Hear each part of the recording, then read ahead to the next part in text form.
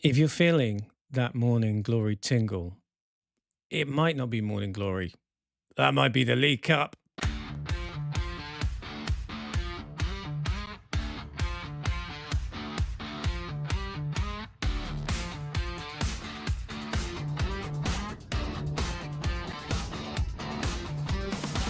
Good morning, good morning, good morning, good morning, good morning, good morning, good morning, good morning, good morning, ladies and gentlemen. Welcome to another edition of the Big Arsenal Breakfast Show. I am your host, Edwin Ash, and as ever, we have got a lot of Arsenal goodiness to get through this morning. I hope you're well, wherever you are, wherever you're watching, wherever you're joining us from. Yeah, we're gearing up for the League Cup final, aren't we just? How are you feeling about that? Are you nervous? Are you excited? Do you feel like we can break this goddamn League Cup final curse that we have over us? I hope we can. I hope we can. We're going to go over that in a minute. But first, before we get into the show, I'd just like to say thank you for everyone that's followed us on the socials. Thank you for everyone that's gotten involved. Thank you for your comments. We've been going now for just over 2 weeks, and it's been quite an experience. And we at Babs HQ are loving it and are very, very thank you. So thank you. We would ask, obviously, as we do kind of every day, and we'll get onto the show, but we would ask if you can be bothered, if you're that way inclined, to give a little like and a little subscribe, and please do it. It helps us grow the show, it helps us get to more Gooners, and it helps us just build a lovely community. That would be bonza. Thank you ever so much. So, on today's show, the League Cup final curse. Can we break it? We're also going to talk a little bit about Cheatsy FC. We've got your big ass opinions, which you can get involved in, by the way. As ever, we are at Big Ass Breakfast on TikTok. We are at Big Ass Breakfast on Insta. We are at Big Ass Brekkie on X. And we are at bigassbreakfast.bsky.social over on a blue sky. We also have an email address. Some of you have emailed, if you like it the old fashioned way. That is show at bigarsenalbreakfast.com. That's show at bigarsenalbreakfast.com. So if you want to get involved in the old school email way, then please do. So last night, Champions League results.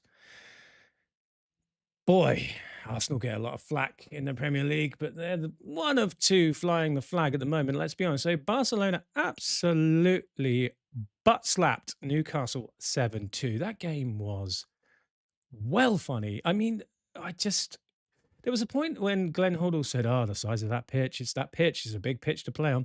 I'm pretty sure it's the same regulation size as any Champions League pitch. So I'm not sure what the hell Glenn Hoddle was going on about there, but it's all about reputation. But that reputation came through, and even though Newcastle were in it for about 5 minutes, they got absolutely slapped up in the second half. Bayern Munich, they just completed another rout over Atalanta, winning 4-1. Liverpool, I think it ended 4-0 in the end with Galatasaray. And obviously Spurs with a very spirited comeback. A very, very spirited comeback from Tottenham. Went out to Atleti 3-2. So what was that? That was 7-5 on aggregate in the end. So not a good showing from them, but at least now they can concentrate on their relegation scrap. Okie dokie. So let us get on to some general news. We're going to look ahead at the League Cup. What can we do to break this curse? Now, I don't know if you guys, where you are in your lives with the Arsenal journey, but I'm just going to bring up some stuff here. I'm going to show you some previous League Cup final results that we had. And that's basically not very good. I mean, we are the kings of the FA Cup, but in the League Cup, we're more like paupers. Got to be honest. So we have won it twice out of 8 attempts, 8 finals. And of those finals, there are some pretty memorable, shocking results. So starting off with 1968 against Leeds, we lost 1-0. 1969, there was a shock against Swindon Town, losing 3-1 in extra time. Liverpool we beat in 87, famously. Some of you are old enough to remember that, 2-1. Then we lost it the following year to Luton, 3-2, having led that game. Sheffield Wednesday was the last time we won it in 1993. Since then, we've lost to Chelsea in 2007, 2-1. Oh God, the Birmingham one. Oh God, do you remember this one, guys? 2011 Birmingham. We were going through a massive trophy drought at the time, and that was a shoe-in for us to win. And Koscielny and Szczesny collided. Just it was a real clown show. We lost that one 2-1, and then we got absolutely spanked by a superior Man City team that were probably financially doped, allegedly. In 2018, we lost that 3-0. And that's the last time we made the final. What can we do to break this curse? I got to be honest, I don't know. I don't know what we can do. I'm going to ask you guys. I'm going to put it out to you guys. What can we do to break the curse? What are you willing to sacrifice to break this League Cup curse? Tell me. What would you give up? What would you give up doing? Would you give up wearing shoes for a week? Would you only have wet towels for a year? What would it be? Would you give up beer? I wouldn't. No, I would. I would give up beer for a day. I would give up beer for a day. But we've got to do something. We've got to collectively come together to break this hex. Because I know it's not the most important trophy, but it's still a trophy. And I tell you what, I remember winning it in '93 and thinking, that's a nice little trophy. And then we went and won the FA Cup. And I don't buy into this narrative that if we win this, we win the league. Yeah, maybe. But also, if we lose it, I think we can still win the league. I don't think they're directly, I don't think they're mutually exclusive. So we need to think about this. I'm going to do a little bit of City news. I don't want to do too much on this show because City. But let's just have a little quick look at who they have got potentially out, by the way. Gvardiol, as we know, is out for the rest of the season. John Stones is a probable starter. He was on the bench against Real Madrid. Savinho is back and available. He did miss a trip to West Ham, but I think he did return to the bench against Real Madrid. Rico Lewis is a bit of a doubt. But again, we'll know more from Pep Guardiola on Friday, I think the presser is. And then, of course, Kovacic has returned to first team training. So they're looking healthier. Mark Gay won't start, obviously, because he's cup tied. So, yeah, they got a few missing. But, it's City. They've spent billions on their squad. So, what's the dealio? Okay, we are going to get straight into your big ass opinions, ladies and gentlemen. Apart from the two penalties he gave away, Way too dry.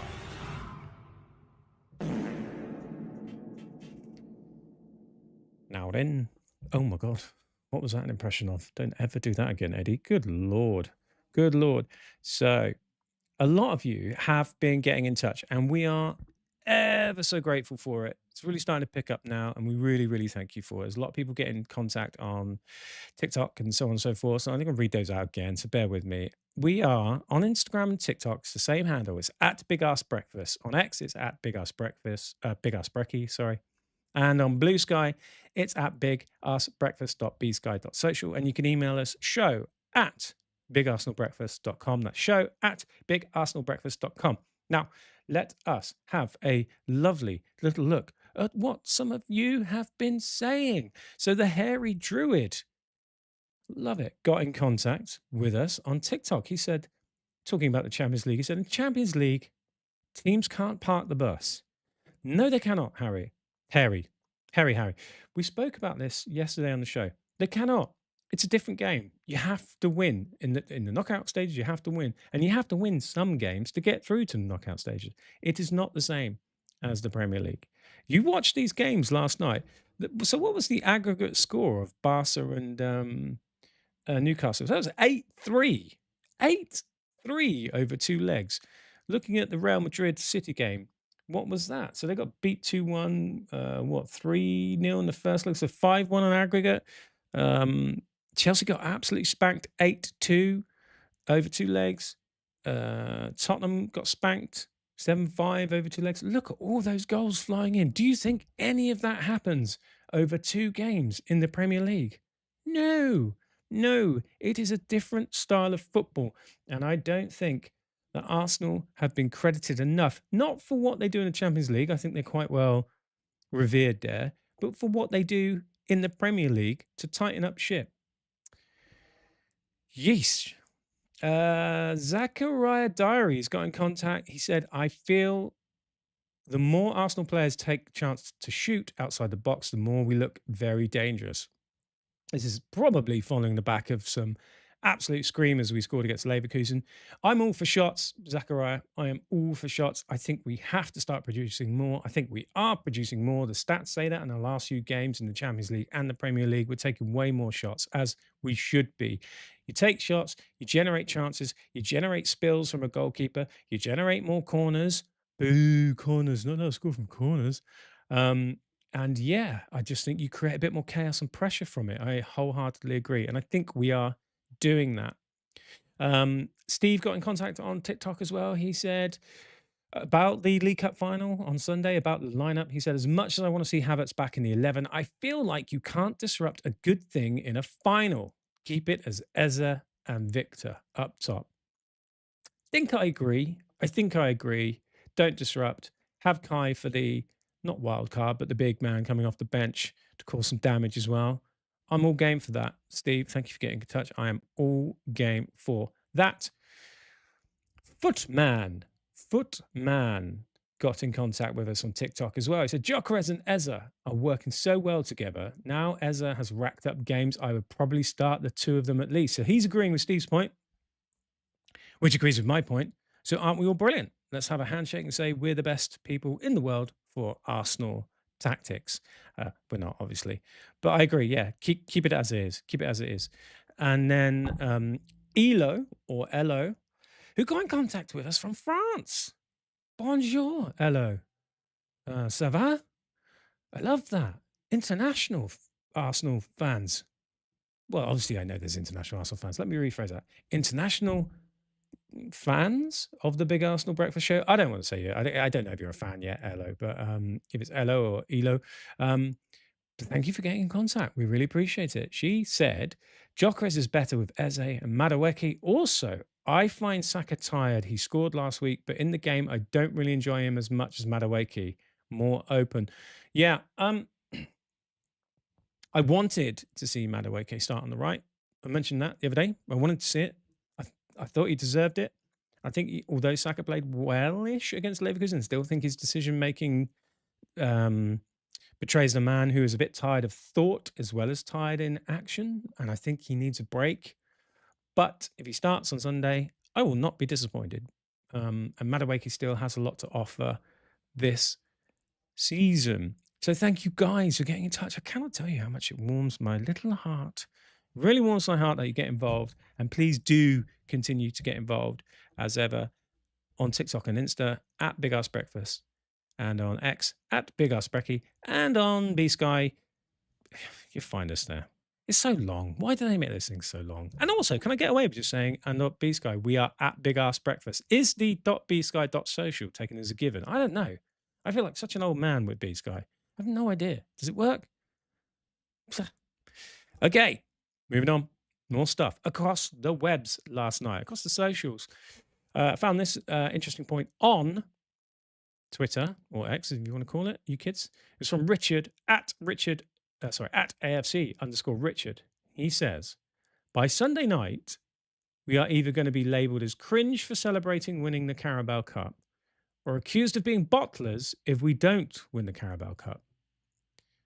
And it's so true. In the words of Bartholomew Simpson, you're damned if you do, and you're damned if you don't. He's absolutely spot on with that.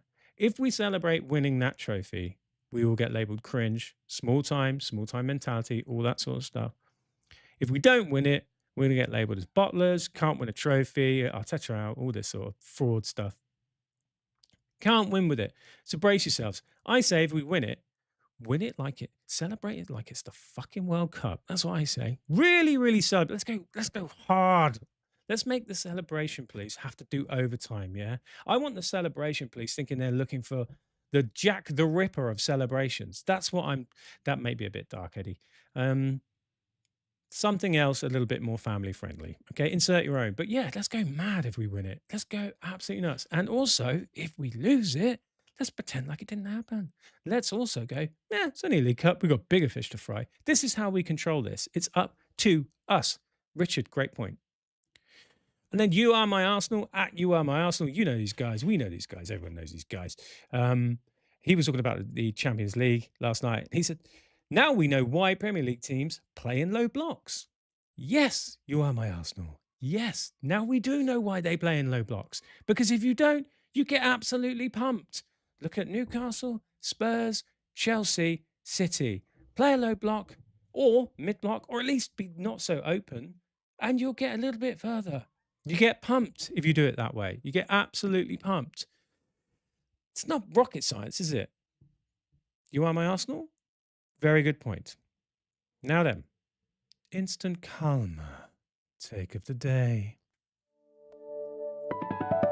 Instant karma take of the day. Today's instant karma take of the day comes from Adrian Clark. You know who Adrian Clark is, former Arsenal footballer. He works with the Arsenal Football Club on the co-commentary for the club. He's on the Handbrake Off podcast, and he's got his own channel, and it is brilliant. He basically, if you don't, you know all this. Why do you think I need to? You know all this stuff. You've seen him. I mean, you don't know me. You know Adrian Clark. Okay, so. He's done his latest analysis of the display against Leverkusen. Obviously, it's got it all there. The tactics, the stats, the patterns, the key moments, the player ratings. He is always a brilliant watch. Huge respect for Adrian. I think he speaks so well about the club, so knowledgeable about tactics. Cannot recommend his videos enough. They are essential viewing for any gunner, is what I would say. Essential viewing for any gunner. Rightio. That is Big Ass Opinions. We've gotten there quite quickly today. There's not a lot of news circling around the Arsenal world at the moment, which really brings me on to